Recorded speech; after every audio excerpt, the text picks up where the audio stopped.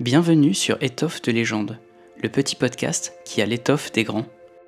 Dentelle, satin, flanelle, sequin, vous aimez parler chiffon? Ça tombe bien, nous aussi.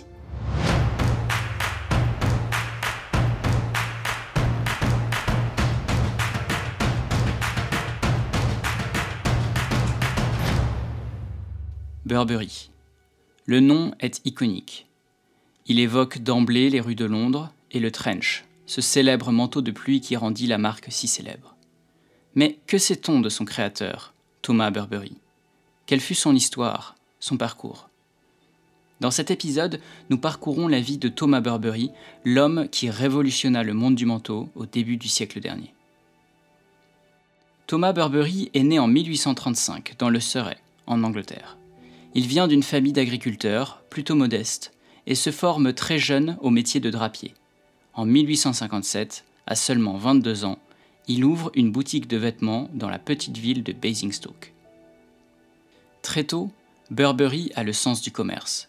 Il sait comprendre les besoins de ses pairs, en particulier ceux des agriculteurs. Il conçoit des vêtements adaptés au travail en extérieur qui deviennent rapidement populaires. Et seulement 4 ans après la création de son magasin, la petite entreprise compte déjà une quinzaine d'employés. Pour élargir son activité, Burberry développe une gamme de vêtements de loisirs, notamment adaptés à la chasse et à la pêche, activité très populaire à l'époque. Ce sont des vêtements de sport, prêt-à-porter, destinés à être vendus en grande quantité à des magasins partenaires. Cette nouvelle gamme de produits rencontre un succès immédiat, et en 1878, soit 20 ans après la création du magasin, l'entreprise compte désormais 200 employés. Mais cela ne suffit pas. Pour Burberry, il manque encore la pierre angulaire de sa marque, l'élément qui le rendra réellement indétrônable dans le monde du vêtement. Il veut réussir à concevoir un tissu à la fois léger, solide et imperméable. Un tel textile présenterait un avantage évident pour toutes les activités d'extérieur et lui assurerait de nombreux débouchés commerciaux. Mais pour comprendre le caractère visionnaire de Burberry, il faut replacer les choses dans leur contexte. À l'époque, il n'existe aucun tissu imperméable. Tous les textiles sont naturels et sont pour la plupart dérivés de la laine ou du coton. Le seul matériau connu pour être à la fois souple et résistant à l'eau est le caoutchouc.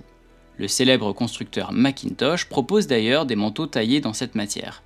Mais ils ont divers problèmes, notamment une odeur particulièrement forte et désagréable. De plus, ils ont la fâcheuse tendance de fondre au soleil. En conséquence, ils ne sont pas toujours appréciés par le public qui préfère encore être mouillé plutôt que de porter ces vêtements désagréables. Pendant plusieurs années, Thomas Burberry cherche à développer un tissu léger et imperméable pour les vêtements d'extérieur. Et un dimanche de 1879, il va faire une rencontre qui va changer à jamais l'univers du vêtement. Lors d'un week-end dans la campagne anglaise, il rencontre un berger. Mais ce n'est pas tant l'homme qui l'intéresse que son manteau. La grande cape qu'il porte est taillée dans un tissu qu'il ne connaît pas. Et aussi incroyable que cela puisse paraître, l'étoffe semble à la fois souple, légère et résistante à l'eau. Thomas Burberry n'en croit pas ses yeux. Lorsqu'il questionne le berger sur la provenance du tissu, celui-ci lui explique tout naturellement qu'il a trempé un drap de laine dans un produit utilisé pour baigner les moutons. De retour dans ses ateliers, Burberry étudie en détail le fameux textile. Il s'en inspire pour mettre au point un nouveau tissu, la gabardine. C'est un tissu en armure sergée très serré. Mais le point fondamental, c'est que les fils ont été imperméabilisés avant le tissage. De cette manière, l'étoffe est au final déperlante et coupe-vent. Pour traiter les fils, Burberry utilise au départ de la lanoline, une graisse directement issue de la laine des moutons. À ce nouveau matériau, il donne le nom de gabardine. Mais le mot n'est pas réellement nouveau. Il s'inspire directement du mot gabardina qui, en espagnol, désigne une sorte de grand manteau très courant au Moyen-Âge, souvent porté par les plus démunis. Ce vêtement apparaît notamment dans La Tempête, une pièce de William Shakespeare. La gabardine est souple, robuste et déperlante. Thomas Burberry la présente dans plusieurs salons et expositions et c'est, dès sa sortie, un immense succès. Si bien que 8 ans plus tard, en 1898, Burberry décide de breveter son invention. Et ce brevet fera de lui l'unique fabricant de gabardine au monde jusqu'en 1917. Grâce à la gabardine, l'entreprise prend une ampleur sans précédent. En 1891, Burberry, qui est devenu Burberry Sons avec l'arrivée d'Arthur Burberry, s'installe au 30 Haymarket, à Londres. D'autres établissements voient le jour, notamment à Reading, Manchester, Liverpool et Winchester.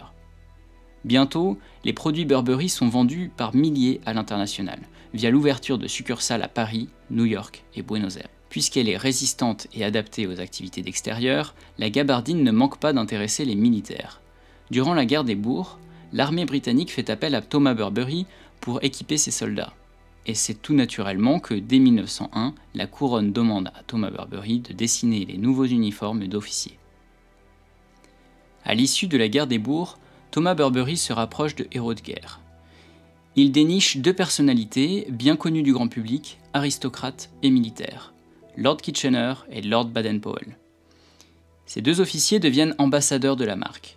Grâce au succès de la gabardine et au génie commercial de son fondateur, Burberry devient, au Royaume-Uni, l'une des plus grandes entreprises de vêtements. Le début du siècle est également une période où fleurissent les explorateurs. Expéditions lointaines, ascensions et records en tout genre sont très médiatisés et sont considérés comme des enjeux nationaux. Thomas Burberry saisit cette opportunité et parvient à équiper plusieurs expéditions. Ainsi, il fournit vêtements et équipements à des noms restés célèbres, comme par exemple Roald Amundsen et Ernest Shackleton, tous deux partis à la conquête des pôles. Par la suite, il habillera notamment George Mallory, l'homme qui a presque vaincu l'Everest dans une tentative restée célèbre, et Edward Maitland, le premier homme à rallier l'Angleterre et la Lituanie en ballon dirigeable. Mais en 1914, la Première Guerre mondiale éclate. Très vite, le conflit s'enlise dans une guerre des tranchées que personne n'avait prévue. Les soldats ne sont pas prêts, et pire, leur équipement est cruellement inadapté à la vie dans les tranchées. Ils sont équipés d'un par-dessus, sorte de grand manteau lourd et chaud qui descend très bas. Mais une fois imbibé de boue, le vêtement devient si lourd qu'il entrave la mobilité des soldats. Pour survivre, nombreux sont ceux qui coupent le bas de leur par-dessus. C'est à cette époque que Thomas Burberry crée un nouveau modèle de manteau, le T-Loken. Il s'agit en fait d'une version militarisée des manteaux de chasse que l'entreprise avait l'habitude de fabriquer. Ce manteau de pluie est une veste croisée descendant jusqu'aux genoux, conçue pour résister à la pluie et au vent. Pour bien se fondre dans le décor, elle est de couleur kaki. Et contrairement au par-dessus, elle est en gabardine. Elle est donc beaucoup plus légère et résistante à la pluie. Mais le T-Loken est rapidement renommé trenchcoat, littéralement manteau de tranchée. Au départ, ce manteau ne fait pas partie de l'uniforme. C'est un manteau que s'achètent eux-mêmes les officiers pour compléter leur tenue. D'ailleurs, il constitue un marqueur de classe sociale au sein de l'armée. Dans le trench, tout est adapté au contexte militaire. Les poches, par exemple, sont très larges pour permettre d'y insérer des cartes topographiques. Les manches sont équipées de sangles de serrage pour éviter que la pluie n'y pénètre lorsqu'on utilise des jumelles par mauvais temps. Et un empiècement au niveau de l'épaule droite, appelé bas-volet, permet de protéger la veste du frottement avec la crosse du fusil. Au départ, le vêtement n'est pas conçu pour être porté seul. Il s'agit d'une couche imperméable, pensée pour être mise par-dessus un manteau de laine par temps de pluie. Cela explique la taille particulièrement grande des trenchs de l'époque. Mais Thomas Burberry est-il réellement l'inventeur du trench? Aujourd'hui, la question fait toujours débat. En effet, deux grandes marques anglaises revendiquent la paternité. Burberry d'une part, et Aquascutum de l'autre. Aquascutum, qui signifie en latin bouclier contre l'eau, n'est autre que l'entreprise d'un certain John Emery, le tailleur anglais ayant contribué dans les années 1850 à l'amélioration des manteaux en caoutchouc. Le trench est donc en quelque sorte la fusion de deux idées indépendantes, le manteau de pluie dessiné par John Emery vers le milieu du XIXe siècle et la gabardine inventée par Thomas Burberry en 1880. Au cours de la guerre, Thomas Burberry est déjà un vieil homme. Il se retire officiellement des affaires en 1917, à l'âge de 82 ans. Il confie alors l'entreprise à ses deux fils, Arthur et Thomas Burberry. 3 ans plus tard, Burberry Sons devient Burberry Limited, une entreprise cotée à la Bourse de Londres. Dans les années 20, l'entreprise introduit discrètement le tartan dans les doublures de ses vêtements. Typiquement écossais, le tartan est une étoffe de laine à carreaux, notamment utilisée pour les kilts. Cette pièce de laine, dérivée du twill, a une longue histoire avec l'Écosse, où elle fut tour à tour interdite, puis réhabilitée, pour finalement devenir l'une des icônes culturelles de la région. Un premier motif, appelé Novacek, est d'abord utilisé. Mais quelques années plus tard, en 1924, Burberry introduit le Haymarket Check, qui deviendra la signature de la marque. Ce motif est toujours utilisé de nos jours et c'est lui qui contribue à rendre aujourd'hui les vêtements Burberry si reconnaissables.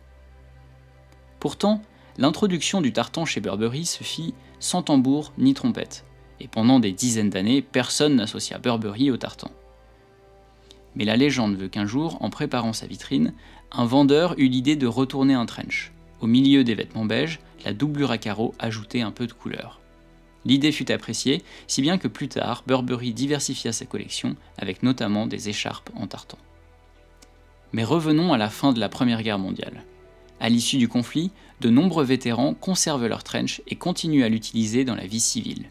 Le vêtement militaire devient rapidement un vêtement de tous les jours, porté par les hommes, et bientôt par les femmes.